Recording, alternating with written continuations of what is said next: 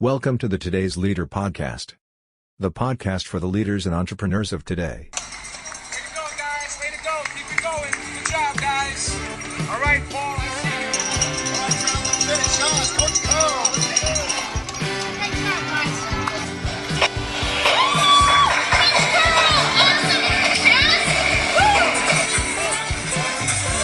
Hey there, it's Coach Curl here, and welcome to episode 312 of the Today's Leader podcast, the podcast for the leaders and entrepreneurs of today.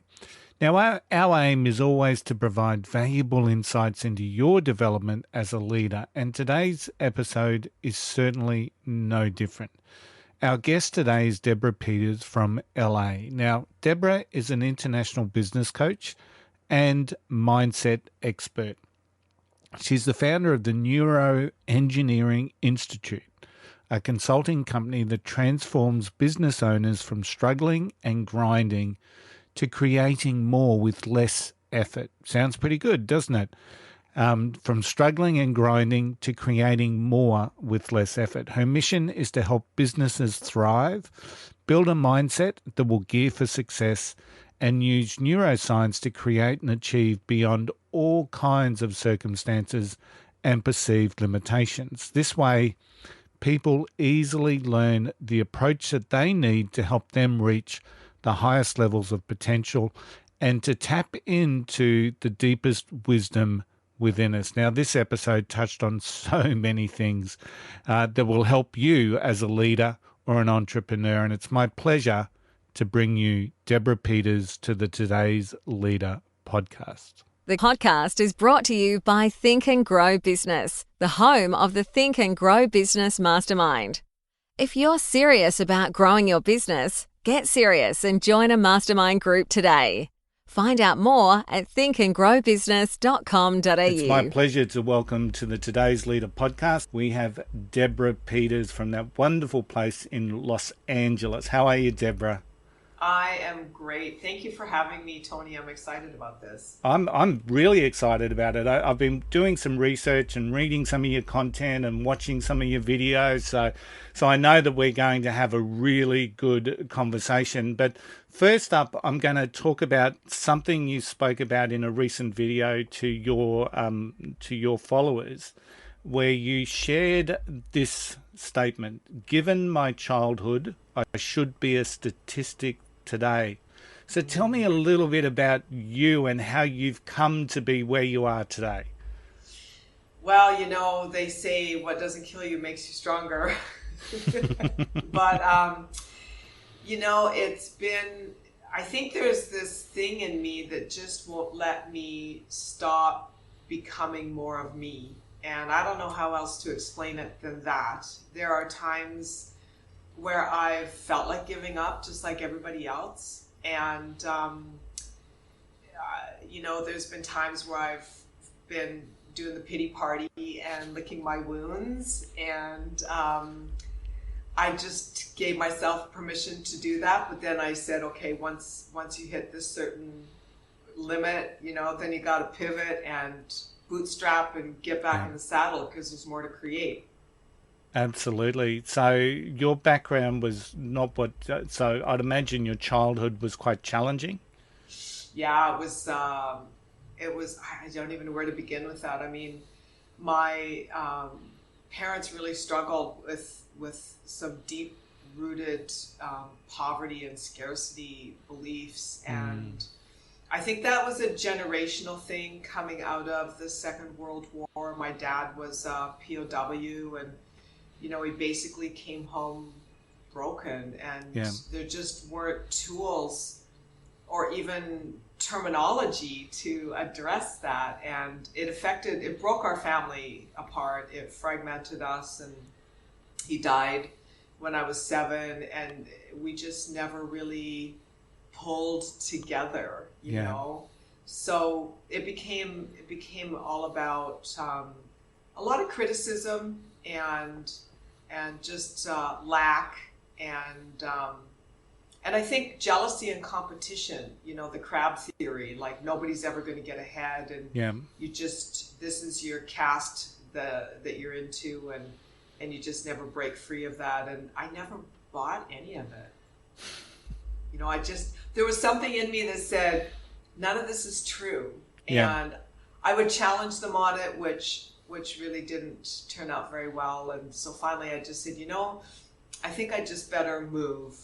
I think I need some different geography, put some space between us so I can get after what I need to do to expand myself and figure out what to do with my talent and my gifts, because I didn't know what to do with that. Yeah, congratulations on that. So many people get caught up in that scarcity mindset, as you'd know.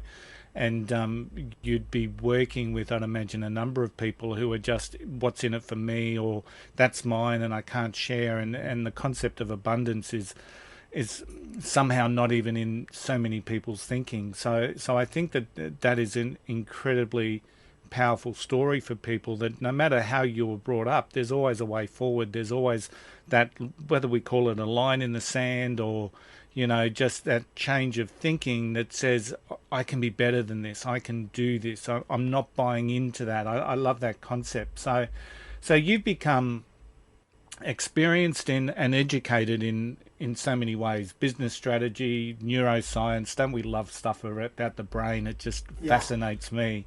And I like the way that you utilize it from a practical sense. So share me what got you interested in those areas and what compelled that level of research and expertise. So I had a couple of turning points. When I was in my 20s, I owned a fitness club and I trained professional athletes, mostly hockey players. And then it was a tricky market because it was sort of a small city, kind of in a rural area. And, you know, people worked hard. They worked the land, they worked, you know, construction and oil and gas. And the last thing, I mean, it was a tough sell. Now you need to come to my gym and work out. Yeah.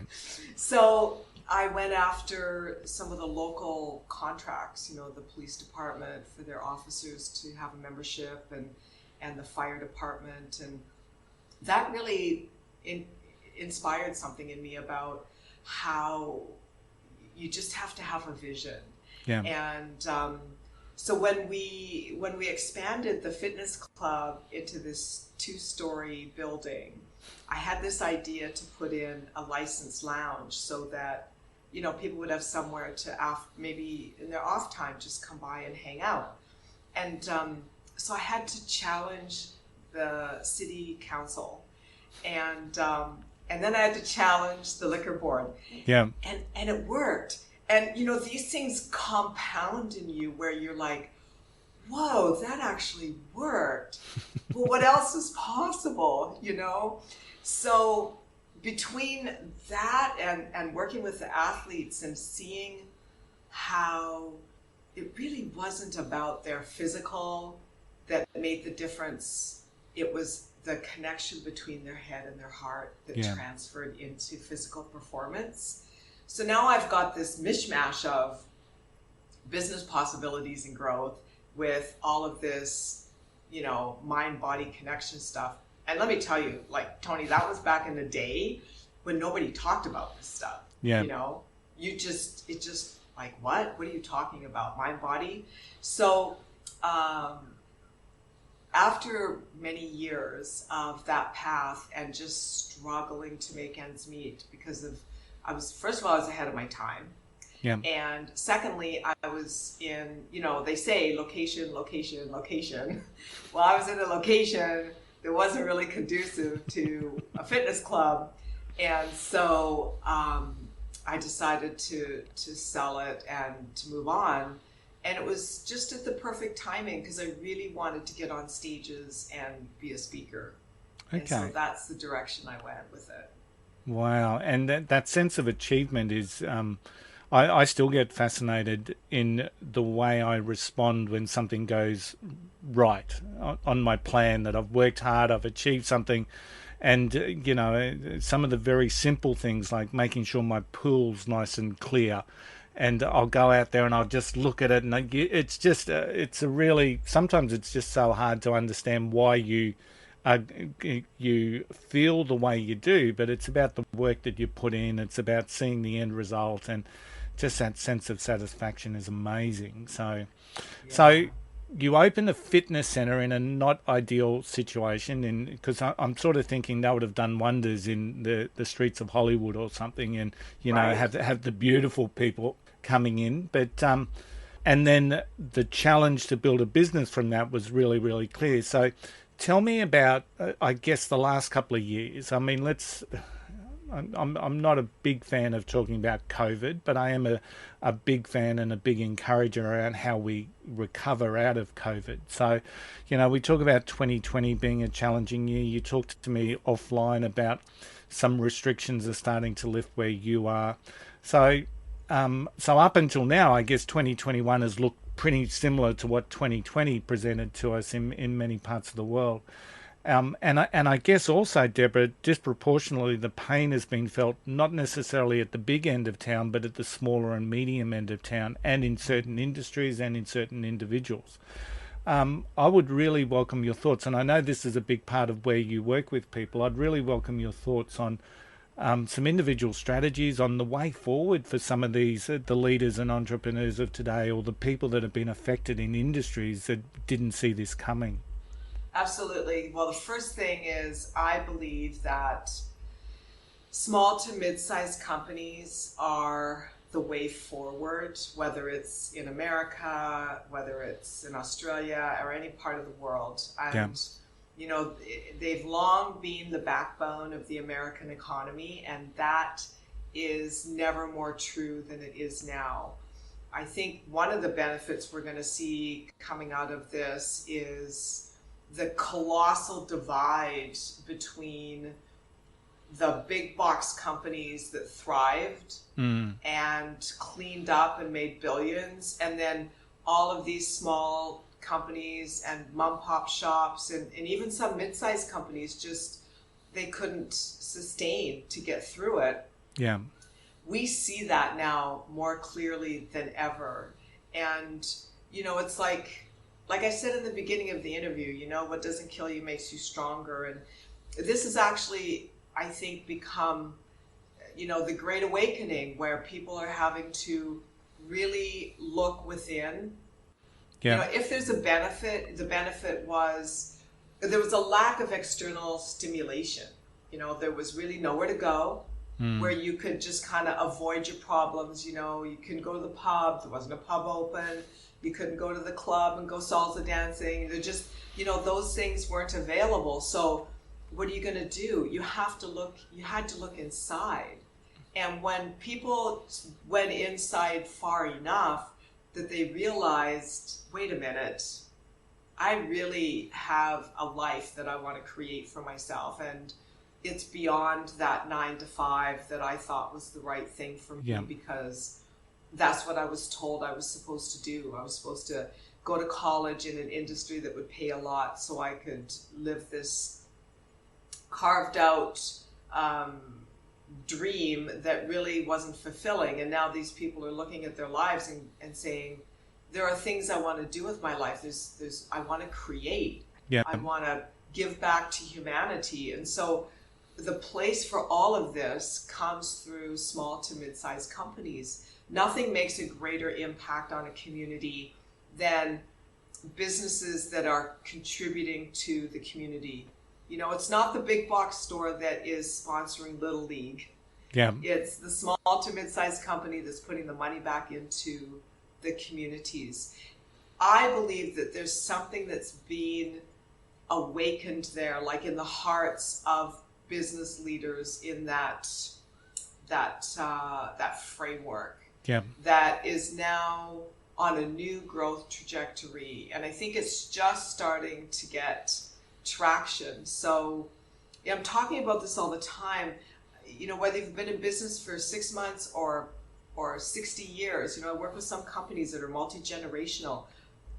Go take a look at your business model and your values, because I promise you they need to be updated. And then from that will come like a new, fresh enthusiasm and inspiration for the next part of the journey. Yeah, yeah. What I've found, and it's interesting. You talk about that. This morning there was a statistic shared here in Australia at the business breakfast that I mentioned to you off air that 98% of employment comes out of that small to medium sector, and but only 33% of the GDP is there. So you can see the disproportionate levels of income in what we would say the big end of town, and then predominantly the ones that are the heart and soul of every community. One of the things that I saw very early in the piece is that people with a bad business model really just had no chance. I mean, it wasn't necessarily the time for them to be rejigging or doing pivots or being agile, because fundamentally their business model was flawed anyway. So we saw a lot of that, what I would call natural. So they may have closed down over the next 2 years, but fundamentally COVID meant that they were gone in 4 months. So, but the ownership of businesses is something that I see that people that accepted the reality that surrounded them was able to look at it with some level of clarity, understand the things that they had in control and what they could do, are the ones that have posted some positive outcomes moving through the process. So whether it's they shifted more online, or they, I saw some of our cafes in my local area, for example, they were shut, but they started delivering product, as in free product, to people that couldn't afford it. So they had a stockpile of inventory, they had a stockpile of their food. So they were cooking up stuff and delivering it out, and just doing via Facebook, people that were in need of some help. So I saw this real community spirit. And where I am, on the Redlands coast here in just southeast of Brizzy, we've got a real bent around our community. We really want to grow our business community, and fundamentally the business community gets in there and supports each other. So, but in those areas, I guess, where that's not necessarily the case, what are some of the things that you would suggest to a business owner to drive that connection with community? Because I'd also imagine there'd be a range of business owners that don't see the need or that they should be doing that. So what's some of the influence that you could share in how you can generate that sort of level and I love that concept of the Great Awakening, by the way, Deborah. I love it. So so what's the challenge there in awakening the owners of small to medium business enterprises to really embrace that concept of community as their way forward? It comes from a mindset shift. Yeah. I feel that businesses are, the odds are kind of stacked against them from a paradigm perspective from the get-go, because, we hear all of these statistics about how so many businesses fail, and the number one cause of business failure is undercapitalism, and it's hard to get money. And, we hear all of the cons, so to speak. But what never really gets talked about is that the business is really an extension of you. You are the business, and the leadership team is the business. So the mindset of the people that are making the decisions has to really be tuned up in order to have the wherewithal, the insight, to be able to reach into the community and to create some kind of energy flow. Because at the end of the day, that's really what we're talking about, is there's like a disconnect energetically between who's leading and the business offerings and the community. You have to first shift how you view your business. If you view your business as a struggle, guess what? You're going to have lots of opportunity to fulfill that viewpoint. Yeah. And so when you look at a business, regardless what size it is, whether I'm working with a small company that's got maybe 100 employees, or if it's a mid-sized company, it doesn't matter. The energy comes from a place of possibility. So you have to expect to win, first of all. Yeah. And when you go into it, make sure that there's a level of alignment with what it is that you're creating. because, creativity is not just for the arts. As a business leader, you have to be very creative. You have to know how to maneuver around choke points. You have to know when to let go of people or a product or a service. You have to know when. I just finished a coaching call with a construction company, and he needs 4 new people, and he was beating himself up about taking this risk of hiring. And so we just ran through, like, where were you last year at this time? And he goes, well, I didn't know if we were going to survive. And I said, and where are you now? You're looking to hire 4 new people. With the complexity of growth comes a complexity of problems. And in the right mindset, when you embrace that, then it's something to rejoice about, because it's such a good problem to have, Full agreement there. That concept around mindset is just absolutely the way we look at things. I'm always reminded of Laura Goodrich in her book Seeing Red Cars. It's we have this tendency to get what we focus on.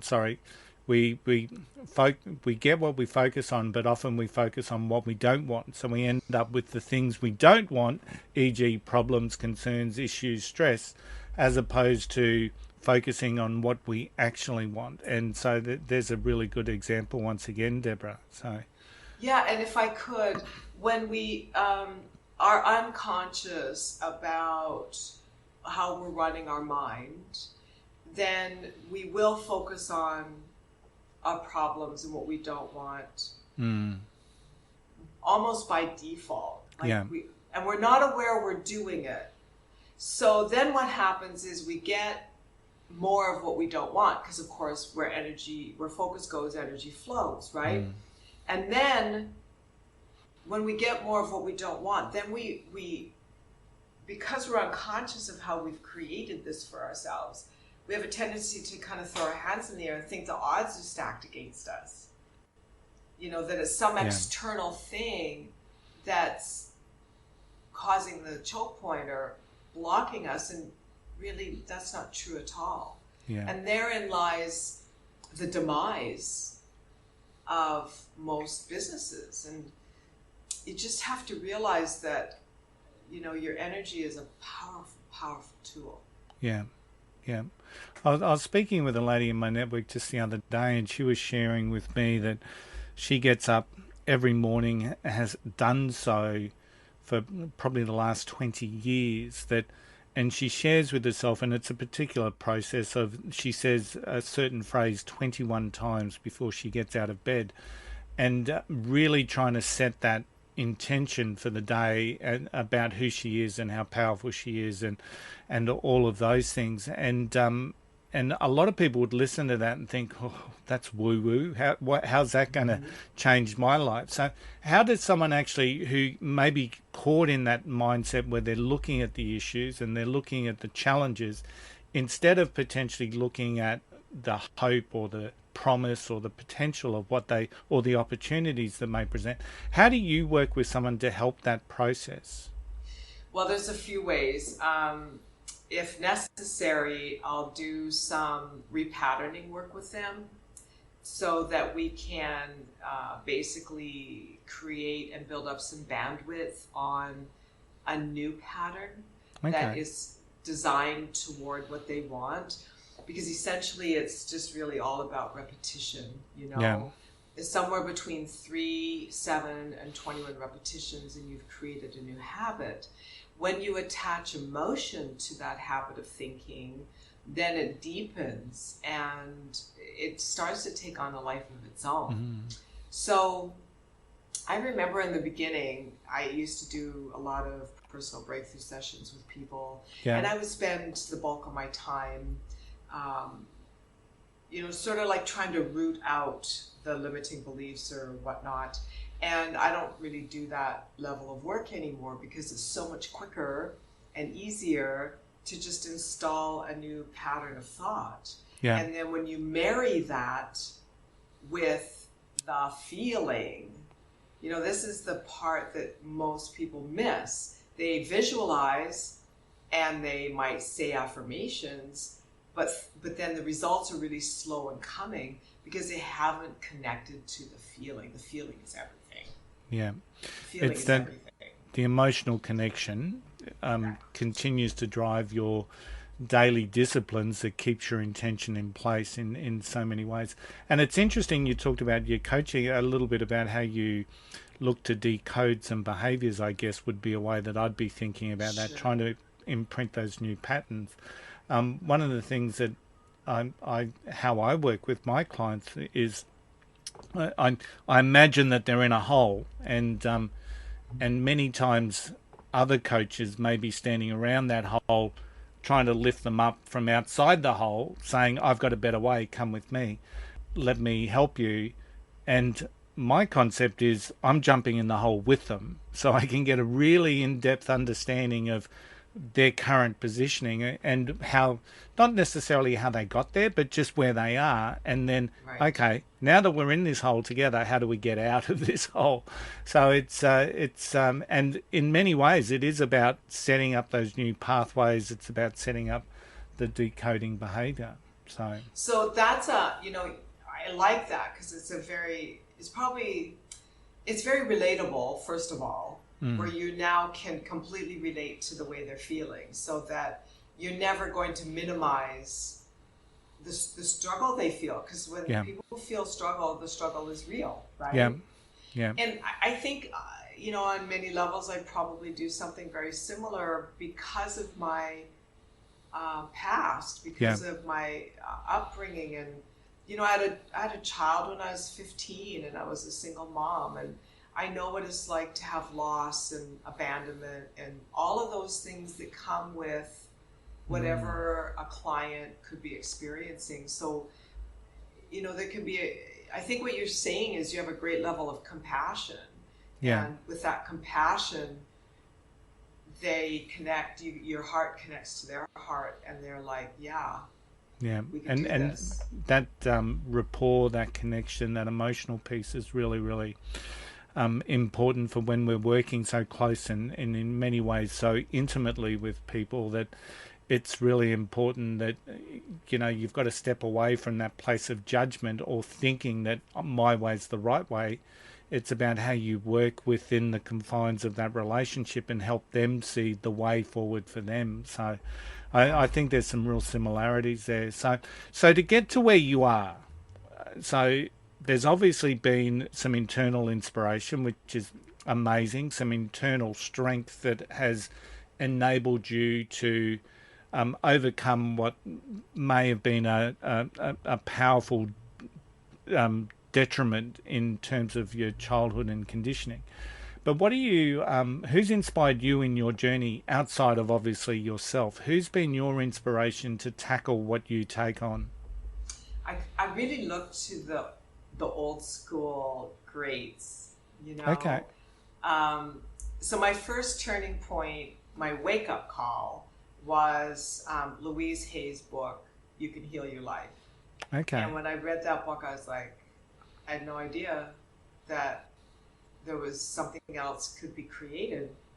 So then it was just from there an insatiable appetite. So some of the ones that I've really stuck with over the years and come back to, whenever we're going through a sticky point, I always say to people, just go back to the basics, right? Because the basics always work. So Florence Scovel Shinn, back at the turn of the century, not this one, but the other one, and Wallace D. Wattles. Yeah. Florence Scovel Shinn wrote The Game of Life and How to Play It. Yeah. And a bunch of others. And Yeah. Wallace D. Wattles wrote The Science of Getting Rich. Yeah. And then I would say Charles Hannell. Okay. Very old school, he wrote The Master Key. Yeah. So, that's where I came from. I came from real old school, fun, basic, And it's interesting because one time a client said to me, well, have you heard of The Secret? and I hadn't. And she thought I was like, wow, had no credibility suddenly, right? And so I said, well, what is it? So she started telling me about it, and I was like, that's like a watered down version of the stuff I've studied for like decades, you know? Yeah.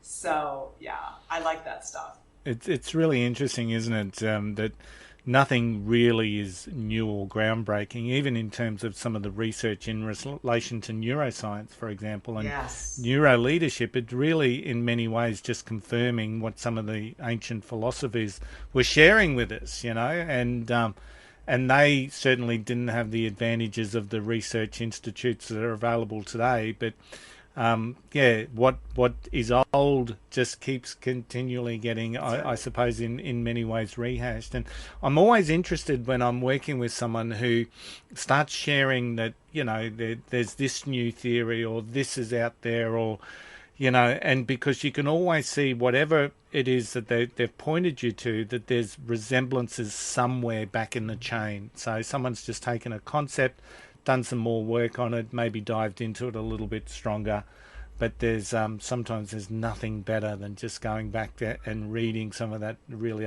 some of those people that you mentioned are completely new to me, but I'll be doing some research around them now.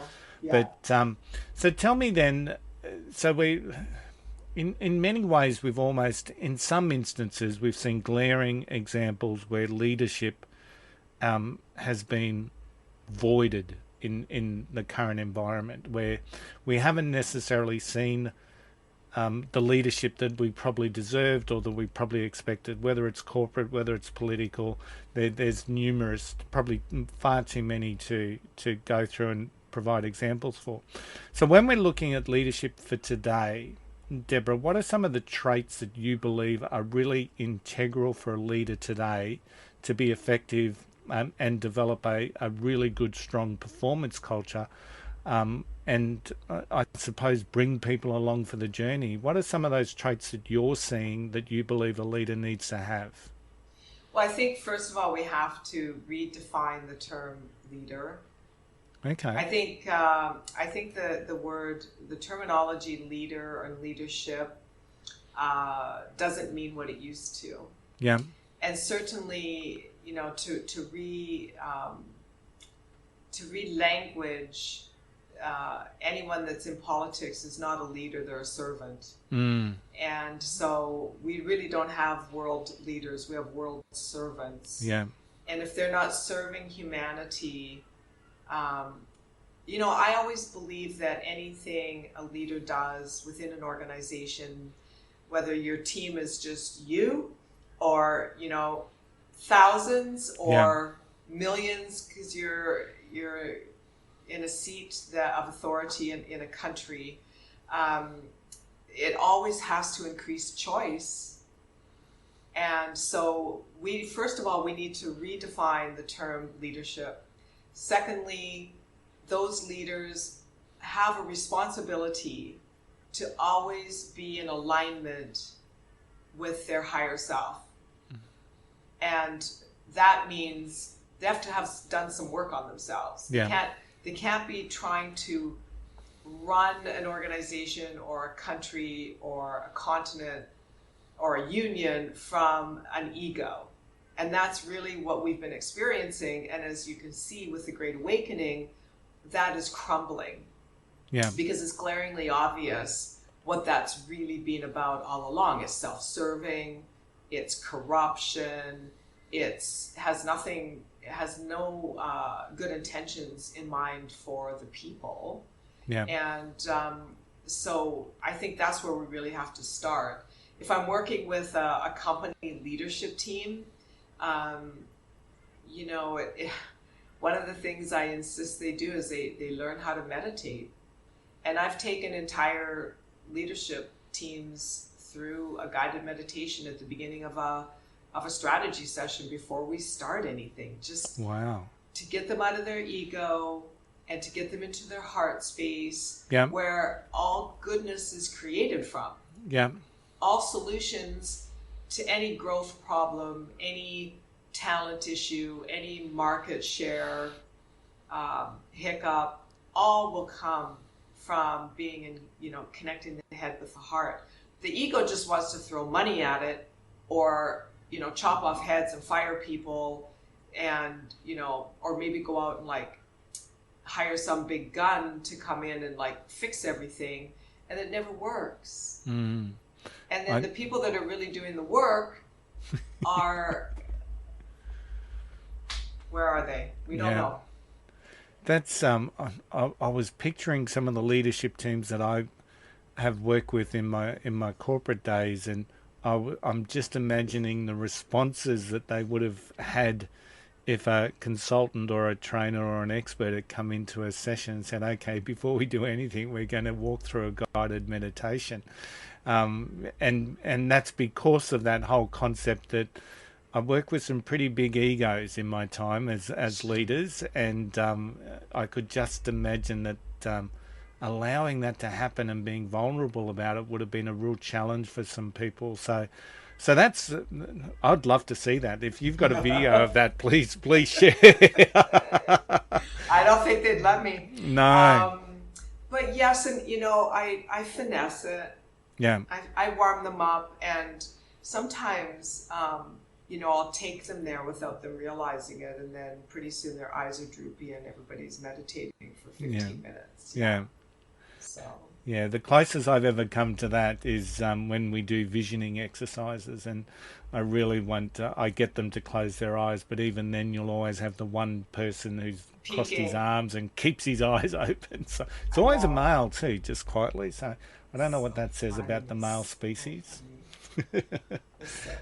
So tell me then, so your journey hasn't been like a smooth straight line to success. You've overcome some amazing challenges. So tell me about how you deal with those troughs that we inevitably face in our journey.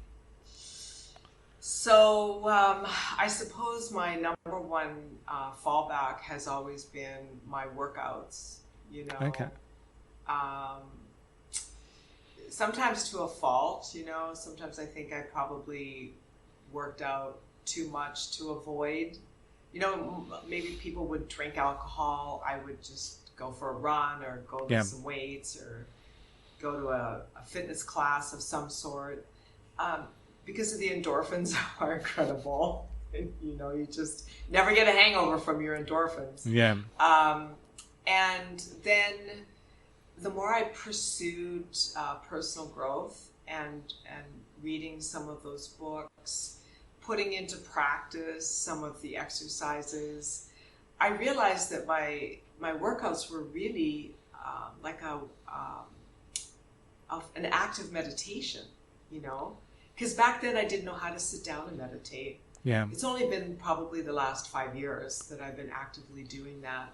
So for most of my life, I think when I would work out, I would get into this zone, and I started having to carry a notepad with me because I'd come up with ideas. Yeah. So I could go into a workout in a total funk and come out high on life. And, that's why I stayed so consistent with it, because I could maintain that. But there were periods of time, I remember there was a point where for probably about 2 years, I just literally, I don't know if I had like chronic fatigue or something labeled like that, but I just couldn't function. I was just burned out, from resistance. Look, we are hardwired to thrive. Yeah. We are designed as human beings to be happy, to thrive, to create. And when we hold ourselves back with negative self-talk, being hard on ourselves, not letting ourselves enjoy life, and cutting ourselves off from good people or good experiences, it can really wreak havoc on your body, on your cells, and it drives down your immune system. And I went through that experience, and I think for so long, I did have quite the roller coaster life where I was like pretty low, pretty high, pretty low, pretty high. And I was really seeking the middle ground. Yeah. what I learned from that is to catch myself, to be more self-aware, like to pay attention, to be an observer of what I was doing to myself through my thoughts, through my self-talk, the conversation in your head. And I started to catch myself before I went down too far. And then pretty soon it like leveled out. And once you can maintain yourself, you don't want to ever feel bad again. You see where you start to put yourself there. We all have a bad day. Yeah. Anybody can have a bad day. The thing is when you're having that bad day, to be cognizant, to be present enough to say to yourself, why am I beating myself up here? I don't need to be having this bad of a day. Yeah. So you can turn it on a dime. Yeah. And I self-taught that because I didn't like feeling bad.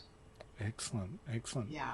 Self-care is so important, and having healthy coping skills is incredibly important. And the more the world talks about mental health, I think there's a lot of positives in that. But what we're not talking about in many ways, Deborah, is exactly what you've just talked about. How do I cope? How do I deal with it? How do I work through this? Because at the end of the day, in so many ways, life is going to provide stress and pressures on us for us to become the diamond that we're supposed to be. And polished up. Yeah. And the ability for us to be able to say, yeah, I know this is really challenging what I'm doing right now. I know that. And at the end of this, I'm going to go for a run. I'm going to do this. I'm going to get my endorphins kick. And, and I suppose what we see in the world is many people will just turn to that concept of, well, I'll have a beer and that'll bring me down, or, Turn on the television.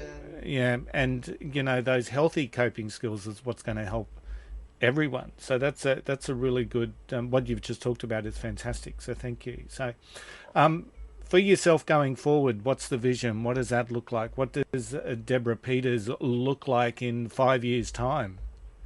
It's interesting you asked that. I feel that finally hit a tipping point in my awareness of that. And I look back like 20 years ago, and I had this little studio apartment above a garage. Yeah. In this backyard of this estate. It was really cool because it had tons of windows and tons of trees, and I was just steeped in Mother Nature. And I went to the art store and I bought this large like paper that came on a roll, and I covered this one whole wall. And I started mapping all these things I was going to do and create. And and then life happened. And that life that was happening was just me moving beyond old belief systems and old triggers, where I would get emotionally triggered and brought down by something external, but really it was something in me that I hadn't been aware of, and there's the journey. So, here I am now, and it's like a perfect storm. I've got 2 books on the go. One is written and ready for an editor, and the other one, because of COVID, I did a rewrite on, and I need to, jump back into that one.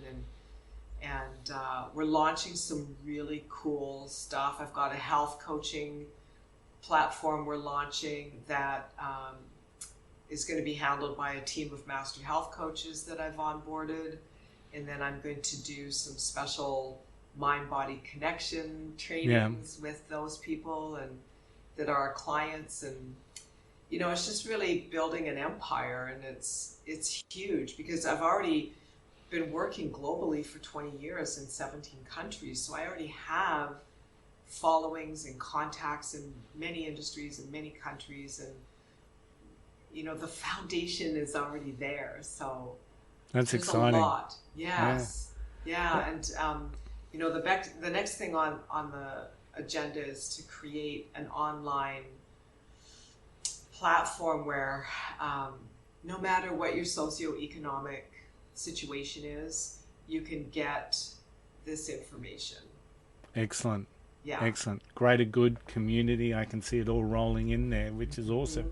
Is there anything that I haven't asked you that I should have asked you? So this is your chance to jump on a soapbox and share your most passionate thought or your most purposeful reason for being. So, Well, yeah, there might be a couple of things. So one of the things I'd like to address is this false premise about men and women in business and how we're so different because we're really not. And one of the questions I get asked a lot by women is, and men too now, how do I find balance in my career? And my answer is, there is no balance. This notion of balance. I mean, how bad do you want what you want, and how big is the thing you want will determine your ability to create balance. Because if you look at any massive achiever, they probably didn't have any balance at all. It was just full on, focused, dialed in, and the things that they were creating, they were obsessed with.